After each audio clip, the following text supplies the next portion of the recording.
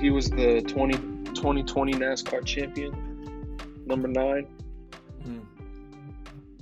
Chase Edwards. No, Chase Elliott. Get it right. Oh, my bad. Chase He's Elliott. buddy. He broke his. I was after the second race after the first race of the year. He went skiing in freaking Colorado and broke his leg. So he's been out for a little bit. I'm like, God damn, man, come on. Yeah, breaking legs in NASCAR, huh? Snowboarding, not even racing. Yeah, that's tough. It's like when your coach says, I don't want you going snowboarding. During the season, yeah. Kids, do not go snowboarding during the season, please. Oh, coach finds out, besides you have no time at the college level to go snowboarding. Yeah, that happened to you remember Dan Estes, right? From Laramie. He was quite a bit old, or well, I guess he was 4 years older than you, but he was in my brother's grade, and he went skiing during the season his junior year, and he was averaging like 26 a game at this point. Sliced his hand open, like cut all the tendons on his hand. Was out for the year, and coach was just livid. Like, I mean, that was our best player. You know what I mean? That's just like calling your coach and saying, "Hey, man, I screwed up. Yeah, I mean, I'm not in trouble, but you're not going to be happy with what happened." Yeah, you're not going to enjoy this conversation. Oh man. Well, let's just get right into it. Let's get right into welcome back, everyone. Episode 9. 9 episodes 9? already. Yes. Wow. I know, right? That's what I said when I was just typing it in. I was like, "Damn, this is episode 9 already." That's huge. Kitchen Hook podcast. Slowly gaining traction. Last night, it tripped me out last night because we both have access to the Twitter account, and I got a notification on my phone, and I went to it, and there was no more notification. I'm like, did I type something? What happened here? I was responding to a nice little DM. Not going to say who it was, but you know who you are because you're now tuned in. Not tuned in. He's now tuned in. Oh, he's now tuned in. Yes, he is now tuned in. Yeah. Asking for the Instagram handle too. I was like, okay, we got a supporter.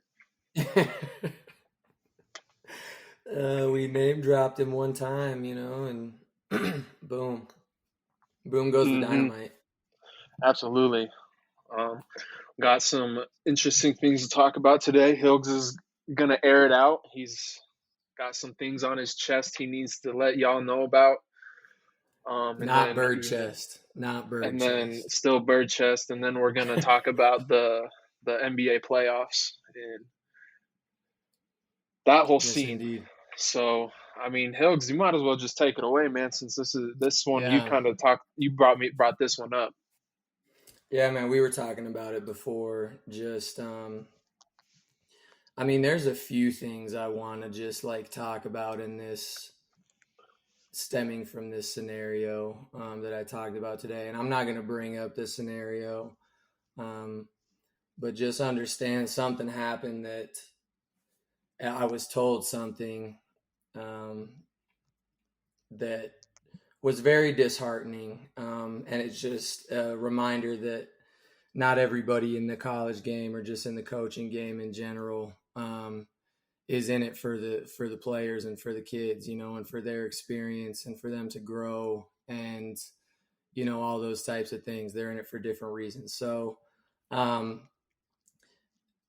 just want to give an example of a coach that is that way. And we were the scenario we were talking about before, Bush, of, Coach Tang at K-State, was it Final Four or Elite Eight? Elite Eight. Elite Eight. Yeah, they got beat by FAU in the Elite Eight.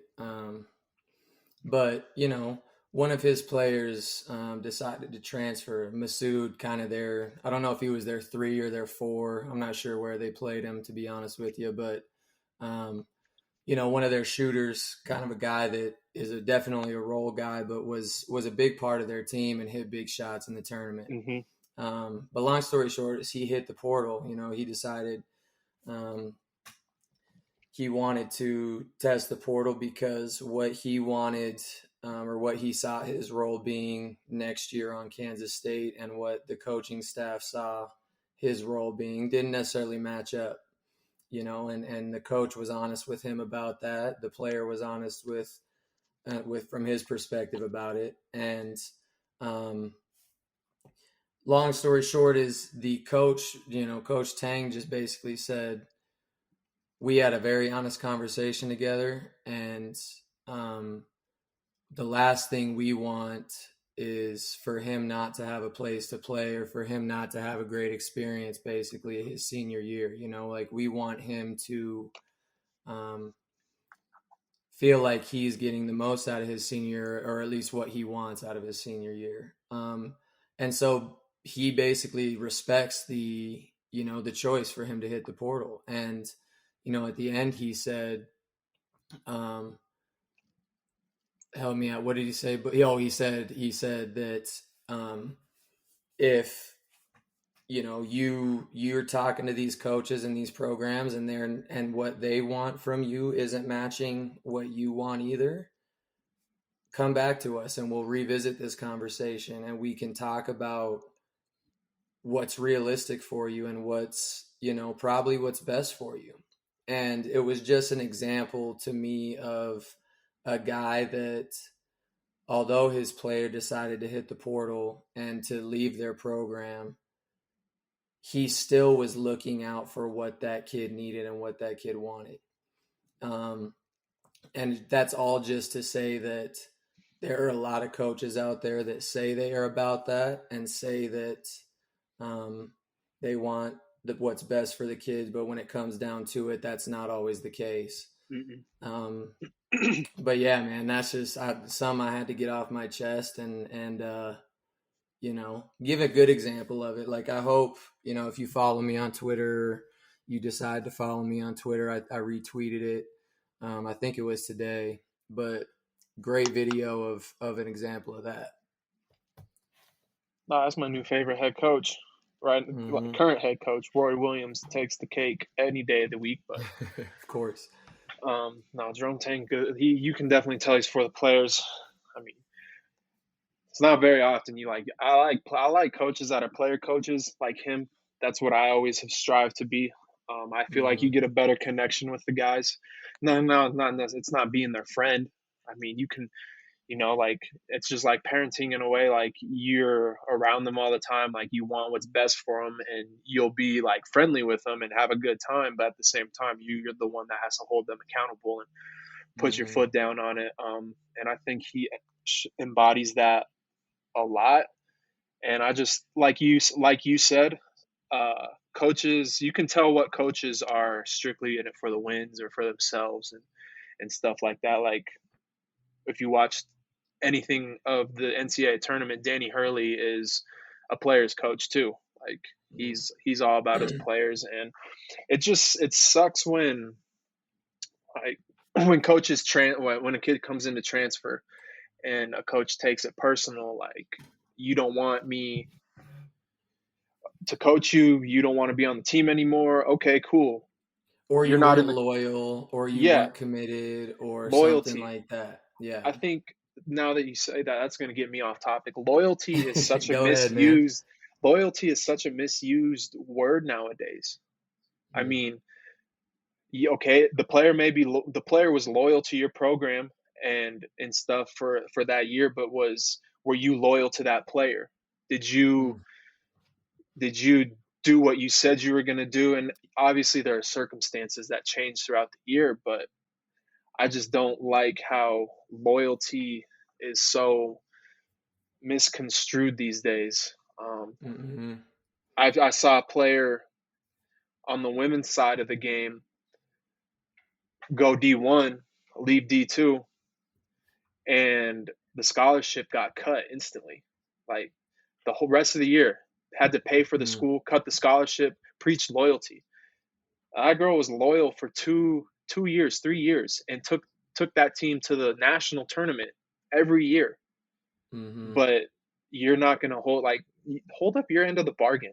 I Yeah. mean, to me, that's just, it's not right. It's not fair.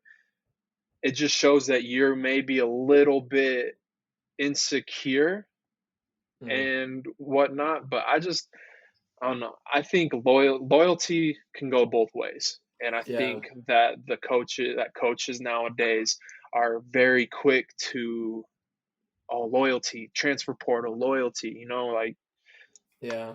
And that goes on the coaching side of things too, that um, coaches preach loyalty, but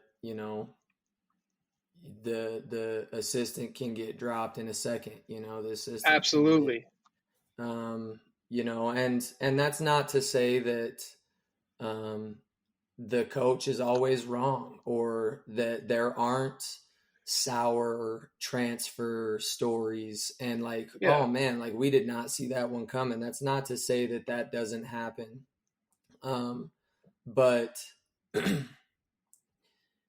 as a coach, you got to be able to look at the situation and say, like in this example with Jerome Tang and Masood, that this kid sees a different picture for next year in his role on this team. mm-hmm, And if he doesn't, get that role and we don't, give him that role, what is it going to be like, So if you're able to kind of take a step back and look at it and say, is this going to be best for us and our program to try and keep this and make this kid happy with a role that he might not be happy with? mm-hmm. Or is it best to let him try and go see if he can fulfill that role elsewhere? And so as a coach, it's just so important to really understand what your players need and what your players are wanting from their career. And you have to have those conversations with them, like because you will get blindsided at the end of the day if you don't have those conversations with them throughout the year or throughout their career with you. That's when you will get slapped in the face of like, oh, I didn't even realize this kid was unhappy with what his role is, but if you're in tune with your team, you can get ahead of that stuff and have those conversations. And um that's where I say, like, there's that fine line of being player coach and trying to be their mm, best friend. If you're their best friend, players don't respect that. mm, They truly don't, because they see, like, they want, this man's my coach. I don't want him to be my best friend. As an mm, assistant, that's kind of your role, is to kind of be the friend. You have to be the one that plays the understanding part, playing middle ground a little bit.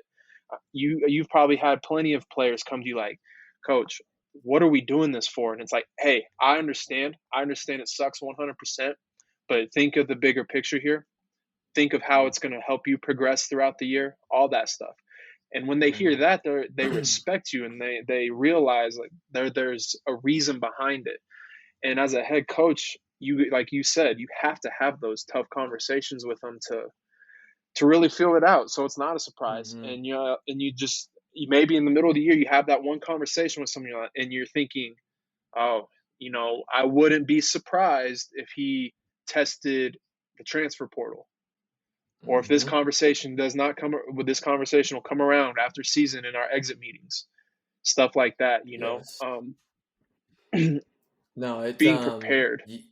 yeah, you brought it up, and not specifically, but to me that it all comes down to the relationship you have with your players, and that is the climate of today's coaching, if you ask me, and what players respond to best, in my opinion. Like everybody's got their own opinion, but to me, I've found that if you have a genuine relationship with your players, they respond to that. And it's not what you said in to your point of being their friend and talking to them about, you know, going to the bar or whatever. Like, that's a given, that there's that line of a player coach, that there's expectations there.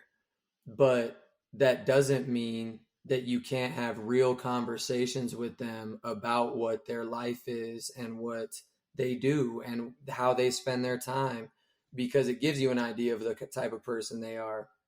But just the climate of today's players, I guess, like, what's your opinion on that? Like, do you think players respond better when you're able to have those deeper conversations with them and really get to know them a little bit?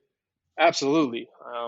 That was something middle, like probably halfway through my first year at Western. I really sat down and was thinking to myself, hey, I want to be that, I want to be able to understand their life a little bit. I want to know deeper down who these guys are. And the kids I had on my study tables, we didn't study all the time. I'll be honest. Did my group always get good grades? Absolutely, because they knew I would always make like a side bet with them, like, hey, if you don't get 85 on this test, you owe me some sprints, Mm-hmm. stuff like that. Make it competitive for them, because as an athlete, you want it's competitive. And I'd even throw myself on the line. Hey, if you get a 90 on this test, I would bump it up maybe 5%. If you do extra good, if you get a 90 on this test, I'll do the sprint, Mm-hmm. or stuff like that. And I think, like you said, it gains more respect. I have conversations with kids I coach now at Western this day that are not even about basketball. It's about life. It's Right. about hey coach, having girl issues here. Can you help me out? Yeah. Sure. What's up? Yeah. Or they call you and say, Coach, I'm kind of in some stuff right now. What's the best thing to do in this situation? And I'll be honest with them, and they understand that, and that's what they, Mm-hmm. I'm not going to beat around the bush and say, oh, do this, this, and this, and then you'll be good. It's, hey, you got to do this, and it's going to suck. Is what it is. Like I had a time where kids called me, Coach, I need a ride. All right, where you at? Yeah. Got in Yeah. trouble. Where you at? And then they're all sitting there freaking out. Coach, what do we do? I said, well, on Monday morning you're gonna call coach, and or tomorrow morning you're gonna call coach, and just straight up, just Mm-hmm. tell. I would much rather find out the next morning from my players if something bad happened, rather than Monday morning I get to school and I look at my emails and I see something maybe from Yeah. the police department or administration saying, hey, so and so did this, and it's a surprise. And you get that email that, yeah, I knew this. I already know how I'm going to handle it. Business is Mm-hmm. already taken care of. Let's move on. You know what I mean? Um, And you and do, those are, but you know, like, to your point, it's not that you slough it off and you don't deal with it. It's that you make sure that they're good in that moment, you know, and absolutely, it's like, you know, what's most important here? Is it them misbehaving and doing something they shouldn't be doing, or is it getting their situation figured out right now, getting them to a spot where they're all good, and then figuring it out from there, absolutely, you know? Um, but to your point, like, I want my players that I've coached to invite me to their wedding, yeah, or to tell me, you know, just to tell me they're getting married, like, Coach, I'm getting married, or, you know, whatever it is. I want that relationship to be something that they share important milestones in their life with me, you know, because I'm important to them and they're important to me. And that's like, to me, that's what gets the results on the court, is if they know you got their back outside, and when life really hits, um, you know that they're going to play hard for you on the floor. So I think sometimes it's easy as a coach to get lost in the sauce of, you know, what sets do I run? What offense do we run? What ball screen defense do we have? Um, but it's important, especially when you're, you know, really trying to build a program and build something special, that relationships are built to last. um, Because that's how you kids not, yeah, that's how you get kids not hopping the transfer portal, because they want to play absolutely. for you. They want. I just thought of this since we're talking about this. I saw this. I liked it on Twitter. I'm pulling it up right now, but I saw this thing about Eric Spoelstra and why he's had such an established culture with the Heat, and he hasn't had stars since LeBron James. Jimmy Butler is the biggest star Mm-hmm. he's had there, but he's developed a culture, and the biggest thing Was to it the me was, four? Was it the four yeah, things or whatever? Yeah, I think I saw that one. I think the biggest thing to me was number one, communication requirements. Eye to eye Mm-hmm. communication, nothing is personal. Talk is about a specific occurrence. In short, be bold, brief, and specific. Mm-hmm. And I had some people ask me, hey, coach, or at Queen City, hey, how did you get these guys to buy in so quick? How did you do that? And first day of practice, I established it. I said, hey, when I'm talking, this is all I want. When I'm talking, you're holding your basketball. Your eyes are looking at me, and Mm-hmm. I make eye contact with all of them. And I have this thing where if I see you messing around, I'll keep talking, but I'll make that mental note of what maybe I was talking about at that moment, but I'll keep it whatever. No, I'm Two with minutes you, go dude. by. Hey, Johnny, what was I just talking about? And they get that look like, uh. That deer in the Sometimes they get it. headlights. Sometimes they get it right, and you're like, and you think, I'm gonna get you. But it's Mm-hmm. that fear of getting called out in front of the team where, oh no, I don't know. You know Mm-mm. what I mean? It's like math class. Yeah, Hey, Thomas, you were just talking there. What's the equation? yeah. Looking around. I I don't had know. many moments of that. I don't know. But it's Mm-hmm. it's demanding respect once it's inside. That's one thing I learned is demanding respect once you're inside the lines. You're Mm-hmm. the leader. You're the one in charge. Be vocal. Be proud of what you say, and they're gonna buy in. Yeah. The times that they start losing interest is when you start bullshitting and Mm-hmm. like not only calling one kid out, maybe the bad kid, but you're leaving the good kids untouched. That's not Oh, right. don't get me started on It that. should be the other way around, right? I mean, what's your Yeah, take on that? absolutely. No, no, absolutely. Like it's um I've seen it rampantly just all over the place of coaches that get on a specific kid or a few kids maybe, way more than they do anybody else. Um and like that's I think you said it in the first one of the first podcasts. You were like, players aren't stupid, and they're No. gonna pick that out. Like they're gonna be able to see that, and they're gonna say, if they're in that situation, they're like, man, why does he go at me all the time? Like what is going on here? Like, and if they're outside the situation, they're like, man, he's not gonna say anything to me. I can do whatever I want. And so it's important to you brought up like upholding standards of these are things we don't give on like this. Non-negotiables. Yeah, non-negotiables, absolutely. um and it's you talked about demanding respect. I think I agree with that. The only thing I would add to that is that respect is it's earned from you, or the players earn your respect, but you Hmm. also earn your players respect. And Absolutely.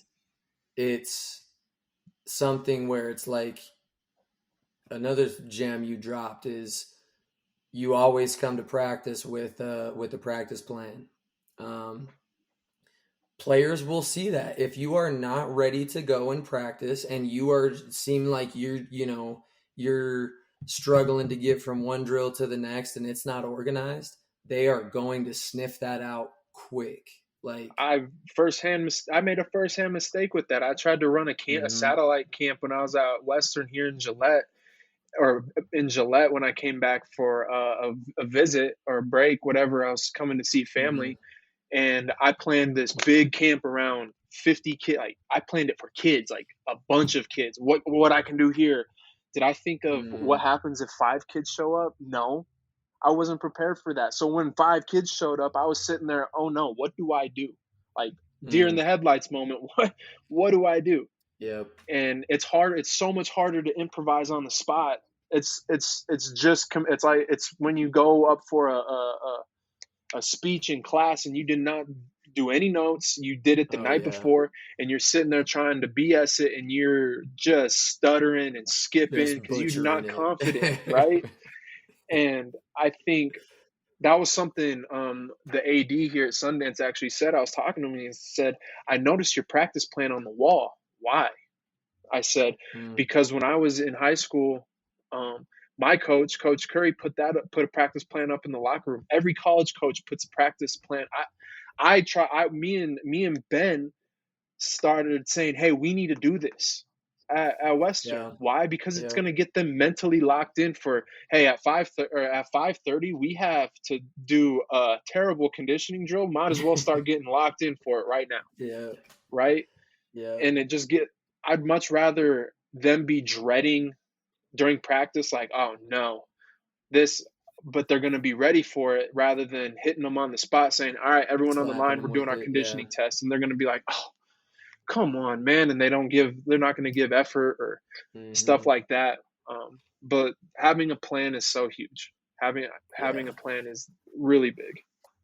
Yeah. I mean, we've gone on multiple tangents, but this is stuff that's like that you see done well in programs and you see done not well in programs. Yes, Like I think it's tough to maintain that at all times and to be able to follow through on all of these things we've talked about. But the great teams do that, and the great ones um, are able to be consistent with those non-negotiables, like you said, and the coaching staff is all on the same page. And um, it's all about preparation, and you absolutely. brought up coaches being and players being prepared. Like I think players being prepared is just as much as important as coaches being prepared for practice.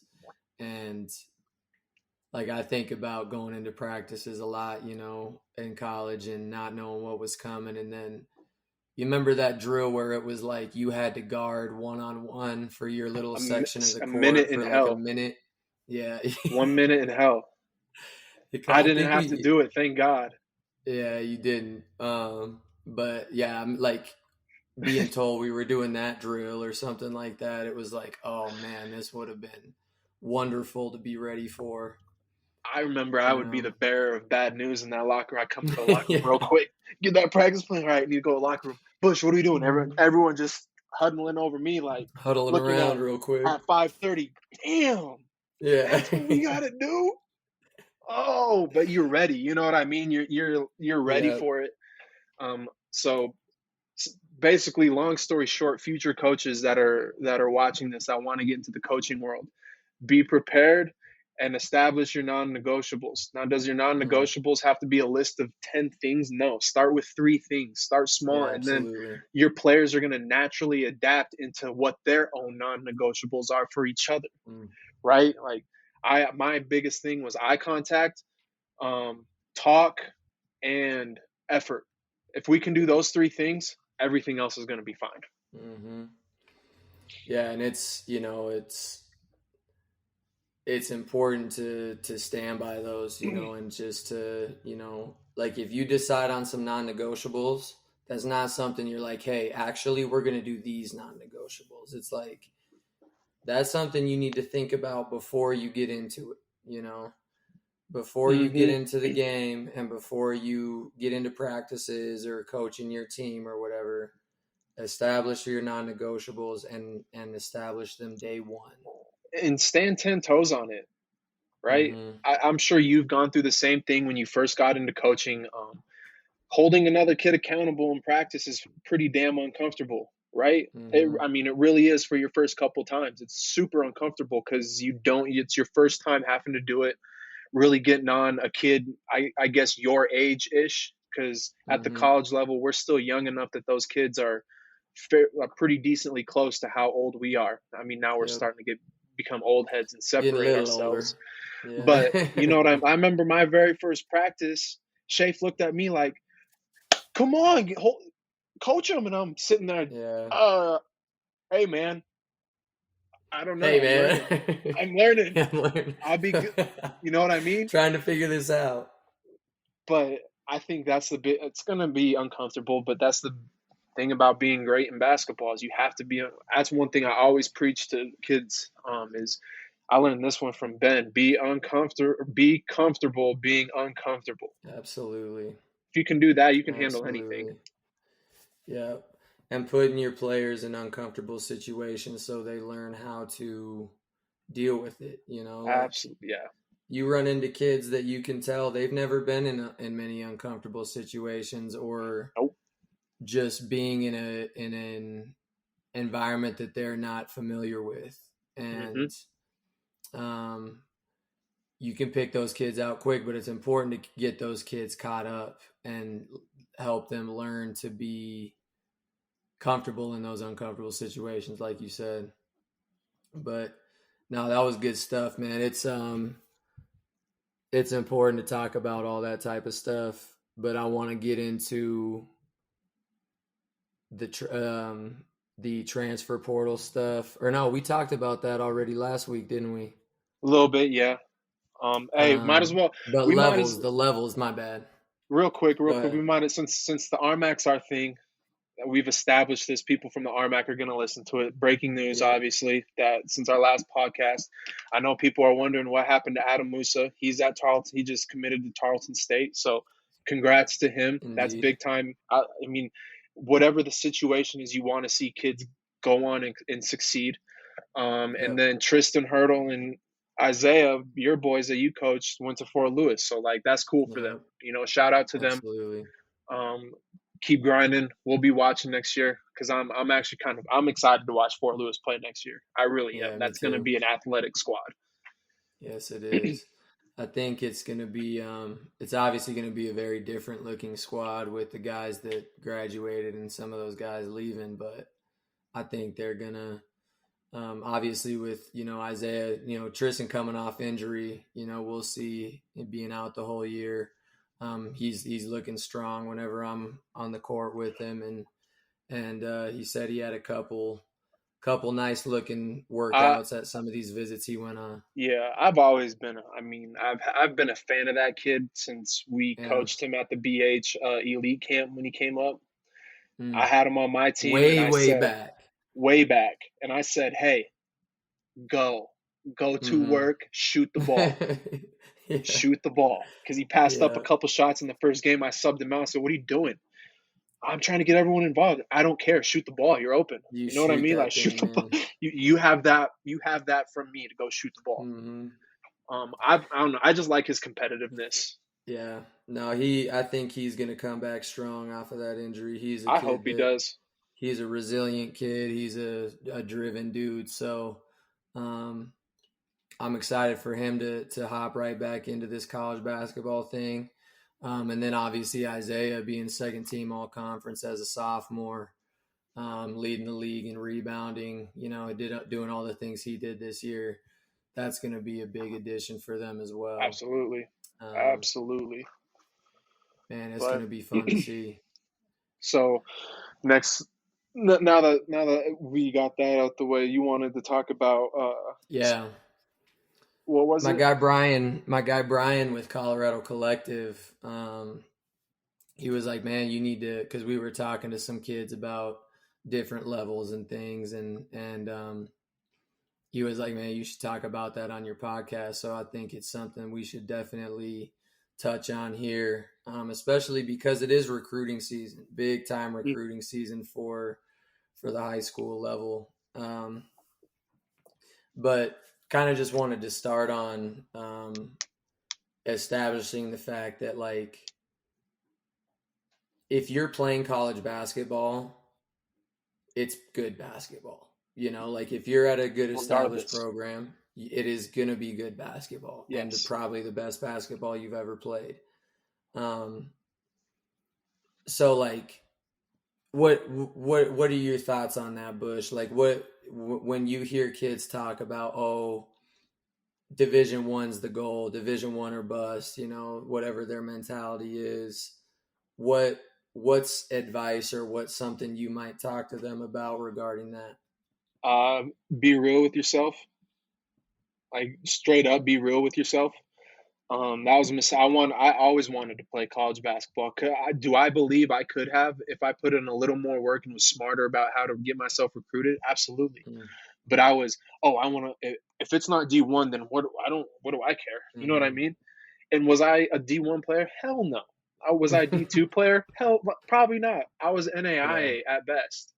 Mm. But that's something I regret to this day. Like, why did I not just go try that out? You know what I mean? Mm. Why did I not give it a chance? Um, I had people tell me look at NAIA schools, but I took that as like a slap in the face. Like, that's disrespectful. NAIA? Are you kidding me? I'm better than that. And I think Mm-hmm. this with the social media day and age now, kids have that big headed mentality. I'm the man in high school. I can get buckets. I can do this, I that, and call the other them thing. highlight hoopers.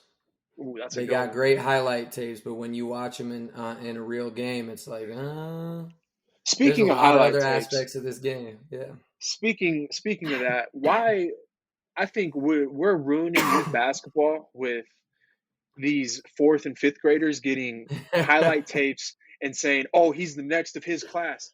Oh That's 10 man. years from now. I could care less. Like, Yeah. let that kid just play ball and develop.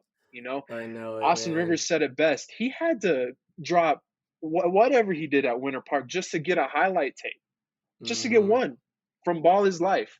That was the Yep. biggest thing. If you could get on a Ball Is Life mixtape, you were that dude. You were legit, yeah. Absolutely. If if Ball is Life was coming to your games, you knew you were top five Filth. or something. But no, I think like back to your point, I think kids just have this false reality of, oh, I can go D1, I'm good. But check out the Mm-hmm. D2 schools that are calling you. Those are the schools that want you. Those D1, like Matthew said it perfectly on that podcast on 1 2 episodes ago. Yeah. D1s are what 7 minutes a game to sit the bench and go do all the D1 stuff. I mean, if that's really what Mm-hmm. you want to do, go be my guest, do it, because you never Yeah. know. Odds may play out in your favor. But Yeah. 95% of the time, if you're that person, it's not going to play. Where do they end up? I've seen plenty of kids go to the D1 level that have ended up back down at the D2 level in the RMAC Mm-hmm. and was a star because that's where they should have been.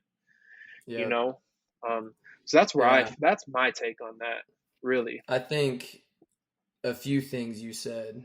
The one that comes to mind for the most part is, you know, kids will have the mentality of that D1 or bust, but they've never been to a D2 game or they've never watched a junior college game. And I remember, like, kid, just what you said. I was the best player at my high school, da da da, whatever else. Like, got to the JUCO level because I wasn't hard. I was hardly recruited at all. Really, if any. Went to some elite camps and ended up landing at Sheridan. And when I would go back home, kids would ask me, "Oh, why aren't you playing? Like, I thought you were good." Da da da da da. Like this and that. And I would just say to them, "Come to a game. Like, just step in the gym when we're playing one time, and you will see why I'm not playing right now, because I'm not good enough to play right now. I was not ready, like, especially when I first stepped into college basketball, I was at that level, I was not ready for that level. And so it's not that I wasn't ever going to be ready, because obviously I ended up playing and having a solid kind of second half of my sophomore year. But when I stepped into the gym as a college freshman, I was not ready to step on the floor in a game. Like, no chance. But Mm-hmm. that's something to another point you said is being real with myself. Like, that was the first chance I really had to be real with myself, because I remember I walked out of that first open gym at Sheridan, and I wanted to walk into Coach Smiley's office and be like, "Why do you have me on this team? Like, I don't belong on this team." Like, why? So it was such an eye-opening experience for me, because I was one of those kids that had never seen a JUCO game. I had never seen a Division II game. And my only perception of college basketball was the Wyoming Cowboy games and the games I watched on TV. Mm-hmm. And you said it again, is had I known those things, I would have probably taken more steps to go elsewhere, like maybe an NAI, maybe a D2, a smaller D2 or whatever it is. But like, I was trying to shoot big for the D1 and, maybe walk on or something. But it was like, man, at the end of the day, my goal was to play in college and not be on a D1 team and sit the bench. Mm-hmm.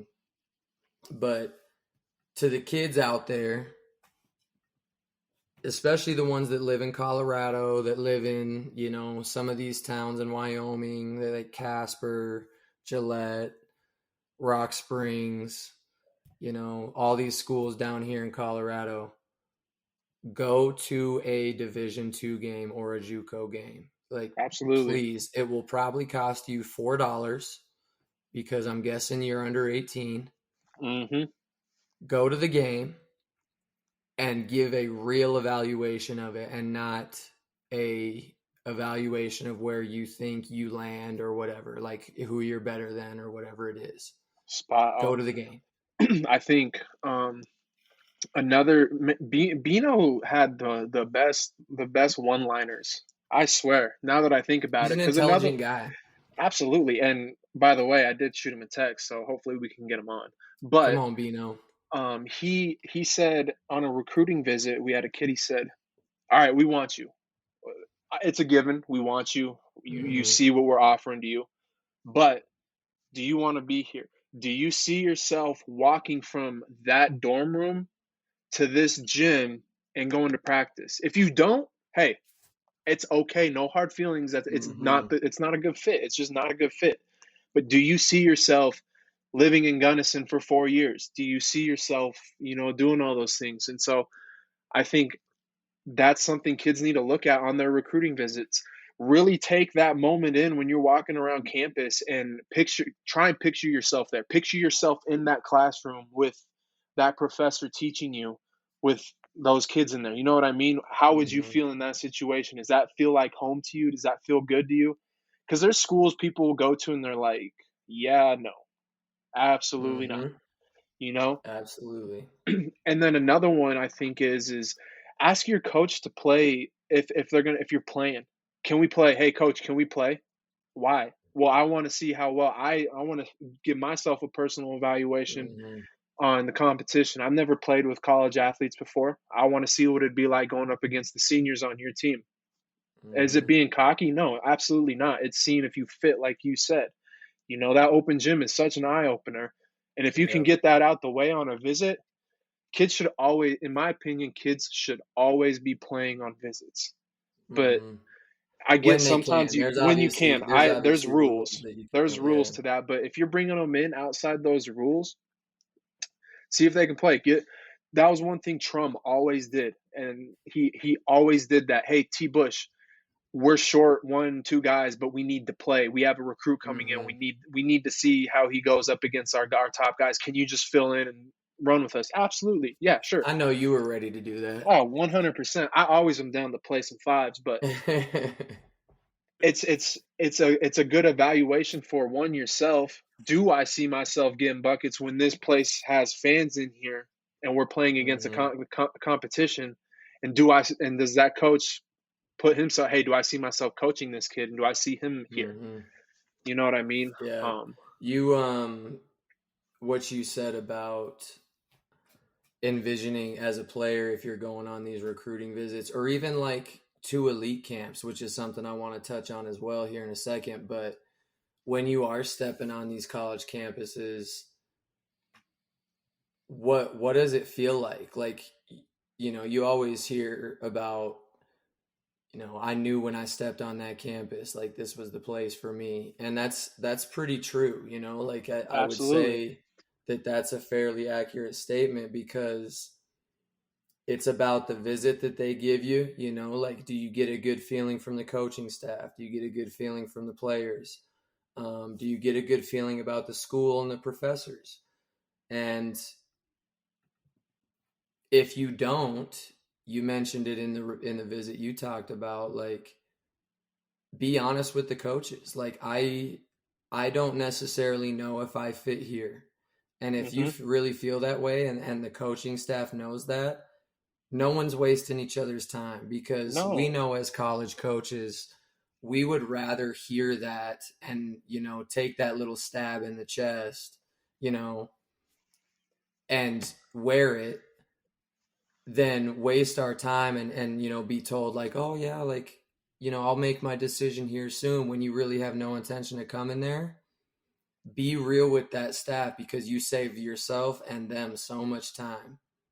I've seen, we've lost a plan B before, when plan A went to hell the last week, because we were waiting for so long. Like, hey, what are you doing? What are you doing? What are you doing? We need to know, what are you doing? We have to make a decision, because we have other kids in line. Like, we are not afraid to sign this other kid, but we have to. We want to honor your decision, but can we speed it up?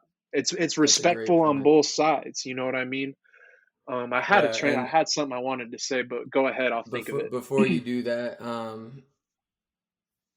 it's important to understand as well, scholarship offers, they have an expiration date sometimes, like with some programs, and there are coaches that will be like, look, we need to know by this day, or by this, the 1st of July, or whatever it might be. But that's because that a lot of times they can't wait. And so it just goes back to what we were saying of, if you don't feel good about that scholarship offer, or you don't feel good about where you would be stepping into that team, cut the crap, stop entertaining it, and just tell them that. Because at the same point where you said you as a staff got screwed over, the kid can get screwed over if they wait too long too. Yes. Because they're going to wait out for that offer that they're waiting for, and it doesn't come, and then the other offers that they had, they're gone. Their scholarships aren't available anymore. Absolutely. So that's a huge thing. That was, well, ask questions on your recruiting visit. We always at the very, I don't know if you guys would do this too on visits, but at the very end of the presentation, after we're done talking about what we envision with them, all that stuff, we always opened it up. Hey, what questions do you have for me, for us as a staff? Yep. And that's something I always take from Shafe, is because he gave them an opportunity to be real with us. Ask a real question. Don't ask, what do you see for minutes? What do you see for that? Don't ask that question. And real quick, you really can pick out the kids that have genuinely thought about their visit. Absolutely. and have genuinely taken in what that visit was all about. But anyway, absolutely. No, 100% with what you're saying. And I think so we had a kid that walked on during the COVID year, so we couldn't really do visits. It was over the phone. I remember I called him, said, hey, DC, what's up? He was all set on what he wanted to come to Western. That was what his mind was made up. He was set on walking on there, which, I mean, we needed it. So, hey, I love that from a kid they know their role. And he was such a great kid and part of that team, that because he understood that part of it. But I told him, I said, hey, when you call Coach Schaefer, he's going to want you to ask questions. So before you call him, really sit there and think, do you envision yourself in Gunnison? One, what kind of questions am I going to ask this man? But they need to be thoughtful questions. They can't just be your question that you picked off the apple tree that's generic.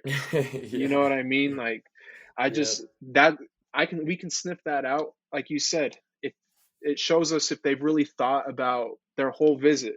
Hey, coach, what's being in Gunnison, what times can I, what's visitation like with family during season? How can we do that? Because sometimes you get kids that are we have a kid from Wisconsin, so that's harder for him than the kid that's in Denver that could go home every weekend, right?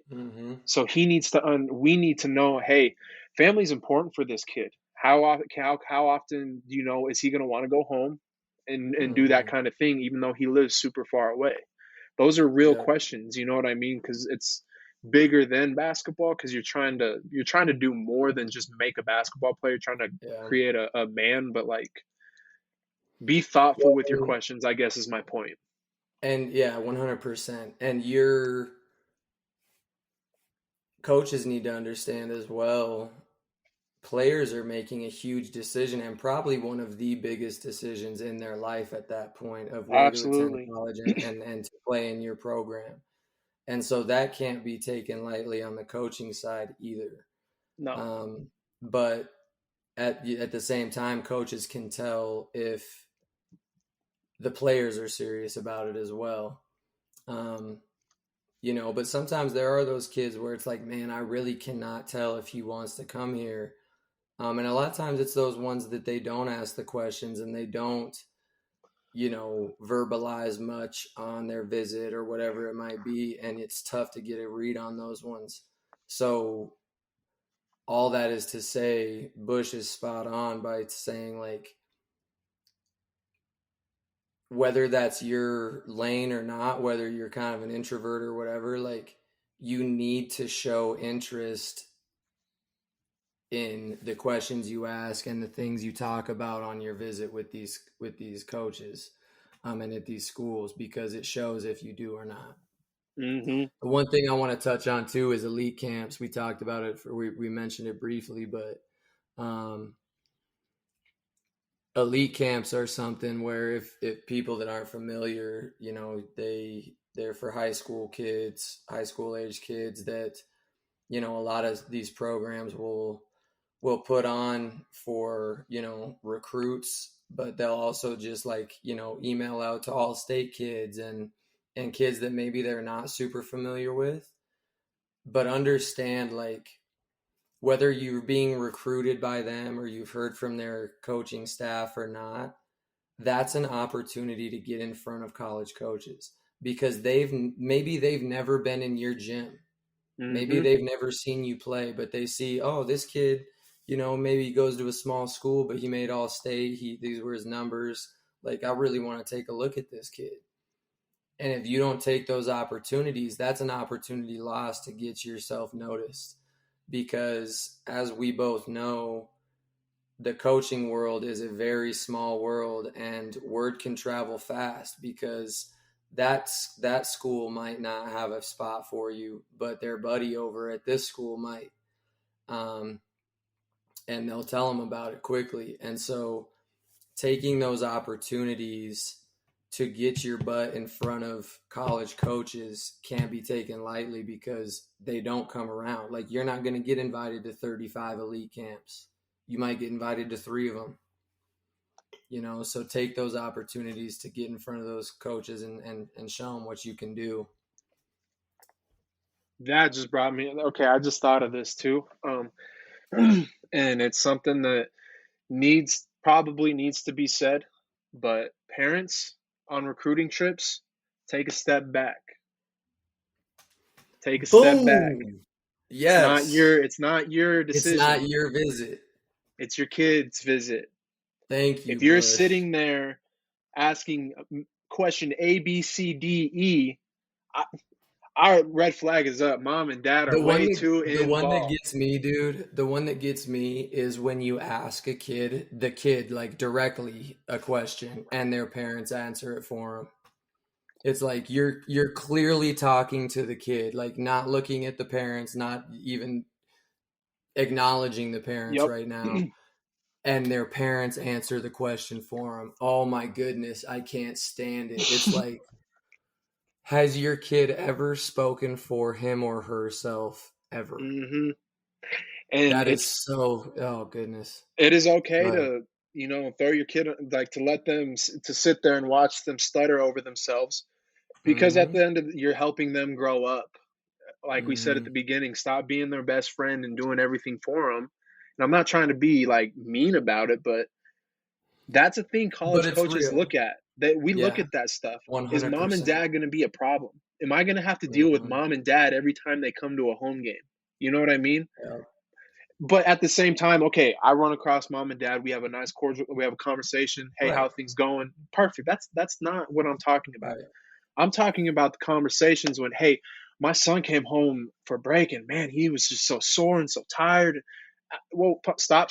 I don't need to hear those things, because that's telling me more about what goes on inside your son or daughter's head. You know what I mean? Are they tough enough to just to get through that stuff and understand Yeah. those things. So Hmm.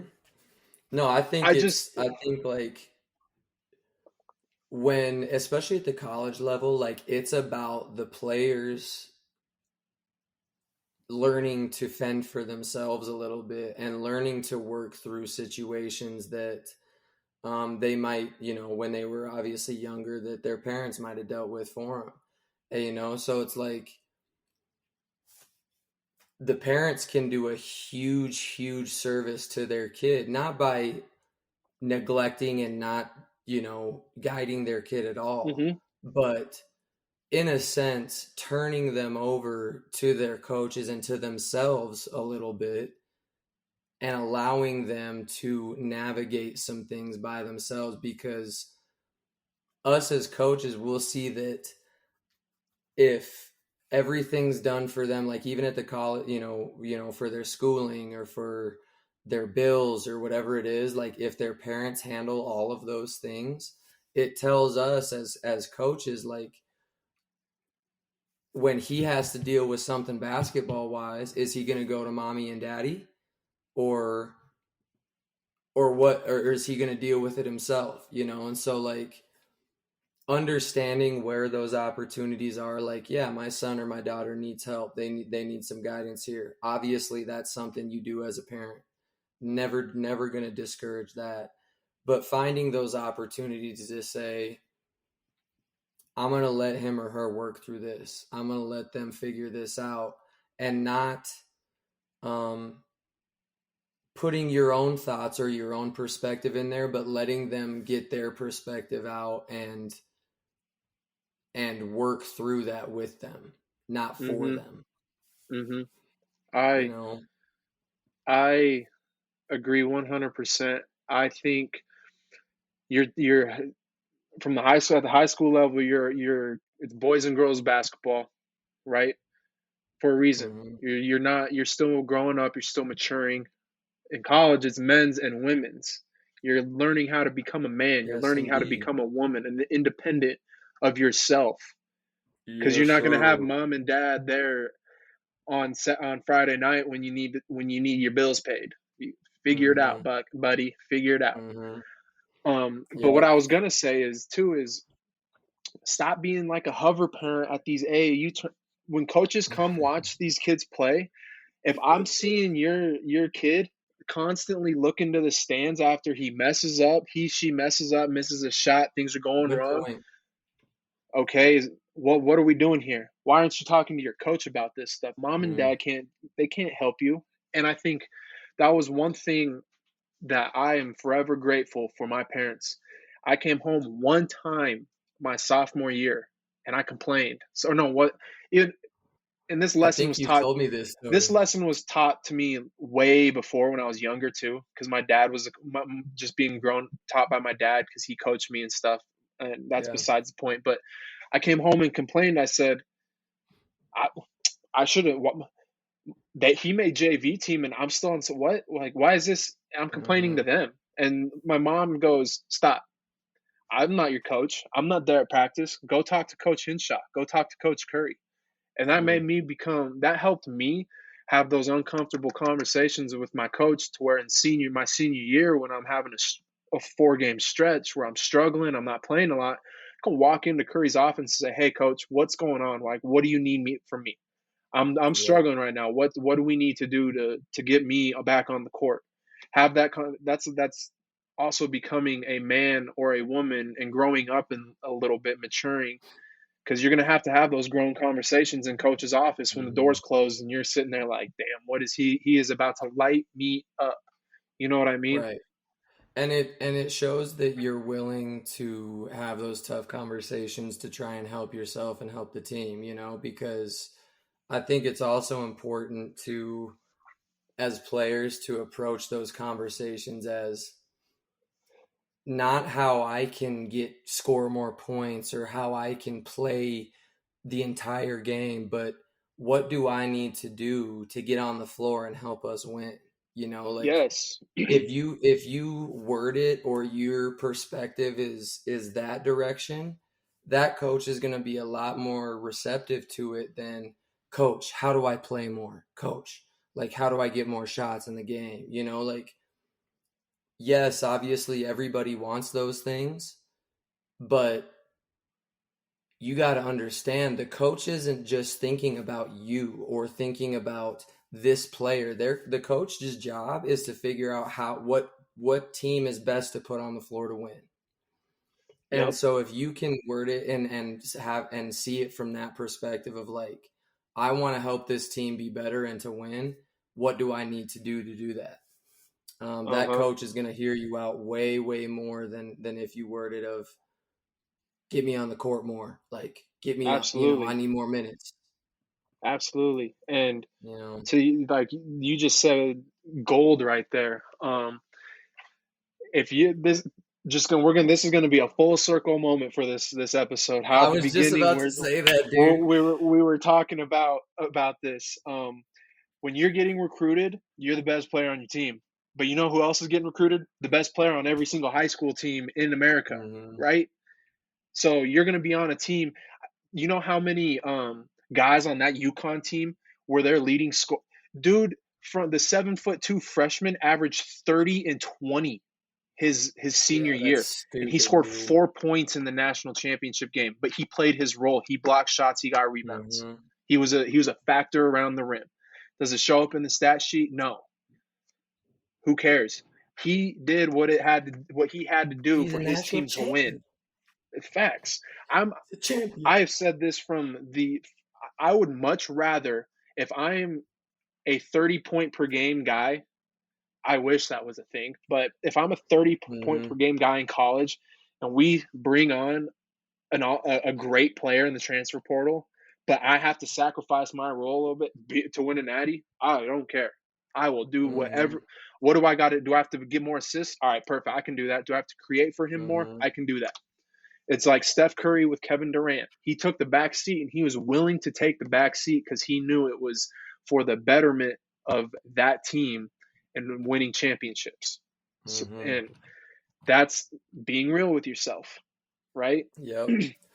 Yep. And it's understanding that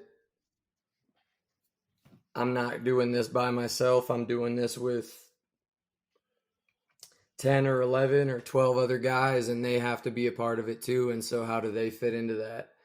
And like, I remember just, being in college and you always hear the expression of freshmen just want to play, sophomores just want to start, or no, freshmen just want to play, sophomores just want to start, juniors want to be the leading scorer or be the best player, and seniors just want to win. And that's, I don't know if that's exactly how it goes, but it's just basically saying, like, as you get older and as you kind of learn that the ball stops bouncing at some point, you learn that your priority is not me. It's how do we get these wins, man? Because that's what's the most beautiful part about basketball is playing together and playing with dudes you love and then busting people's asses on the court. And you know who did, you weren't on the team anymore. You're gone. And this was our last year at BH. You know who filled that role to a T? And it shocked the hell out of me. And I'm not trying to take a shot at you, but Krogman, I applaud you for what you did your senior year.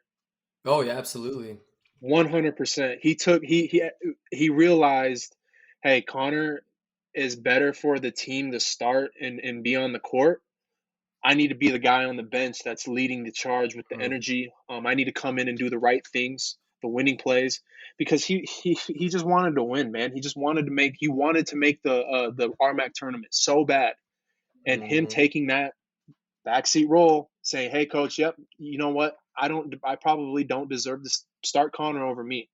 You know how much like guts that takes? That's tough, man. That's a tough pill to swallow, but to your point, like, when you just want to win, you'll do what it takes. Absolutely.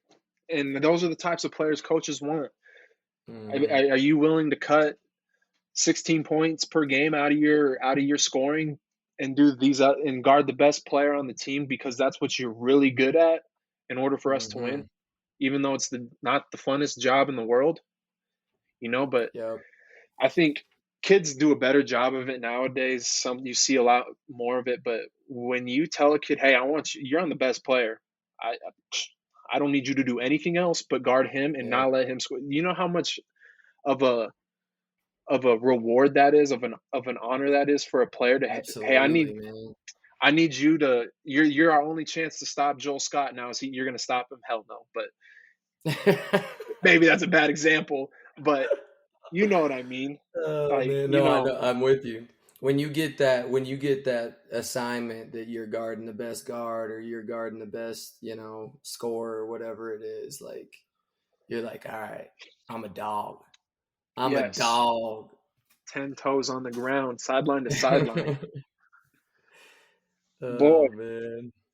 man, I don't know. We're not even sorry, people. We're NBA talk might not even happen tonight. It's not gonna happen. I'm gonna tell you that right That now that, because that I need to lay my body down. that conversation needed to happen. That was And beautiful. I That was think, beautiful.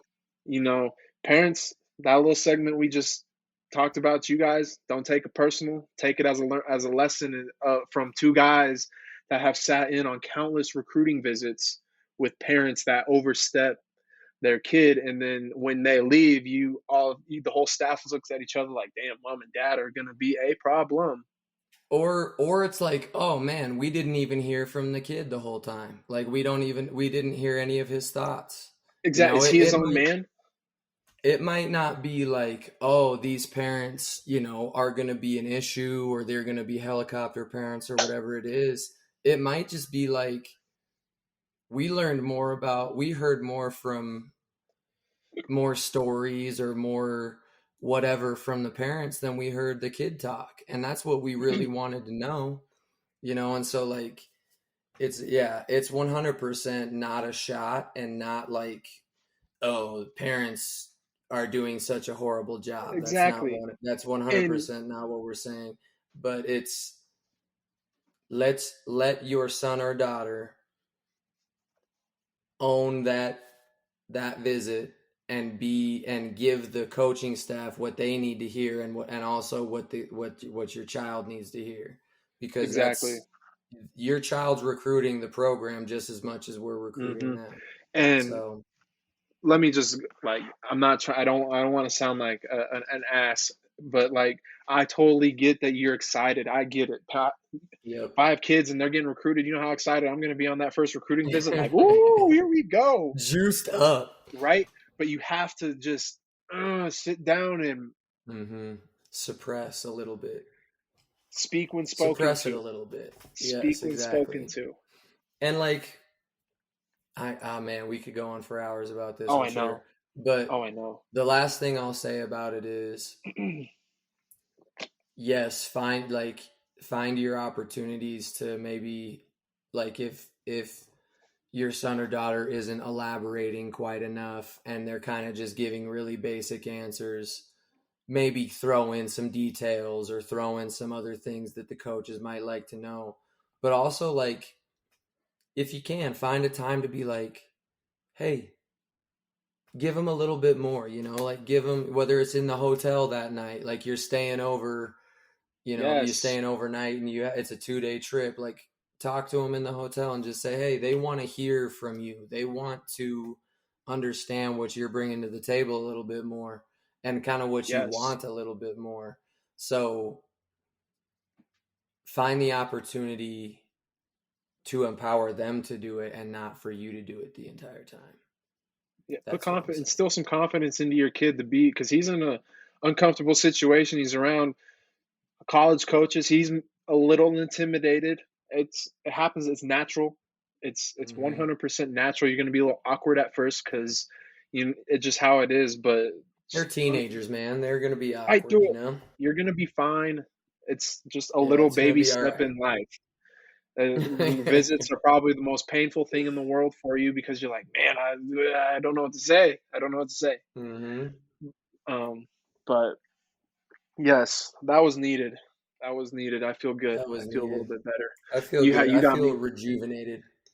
I ain't gonna lie, when you said you had things, I had no idea where it was gonna go, so I was just gonna play it by ear. But you said one thing that got me rolling, the loyalty thing. Okay, here we go. Yeah, man. Here we go. Man, we could have a whole podcast video or whole podcast episode on that whole topic. Absolutely, I feel like. absolutely. Okay, so before we close this out, have you had a chance to sit down and make a pick for your NBA champion? I have not, to be honest with you. No. I got to look at some of these matchups. But I've said this before. If Golden State's healthy, I like them. Yes. But also, I feel like whoever comes out of the East, especially if it's Milwaukee or Boston, could get them. I saw Gilbert Arenas said something perfectly. They got 2-point guards in Marcus Smart and Derek White. It's like, what the hell are they? Like, where do you play them? Mm-hmm. And then Jason Tatum and Jaylen Brown, the same position. Like, it's just an awkward lineup. I like Milwaukee out of the East, but I don't 100% Warriors. You're going Warriors? Yes. This is the year that Steph gets number 5, passes Braun, and he does it in Game 7 against Milwaukee, in Milwaukee.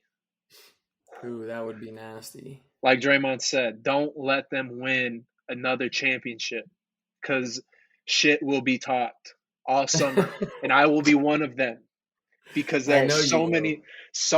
Dude, the Warriors. I don't know. Dude, stop counting out Steph. Stop. Just it's like LeBron.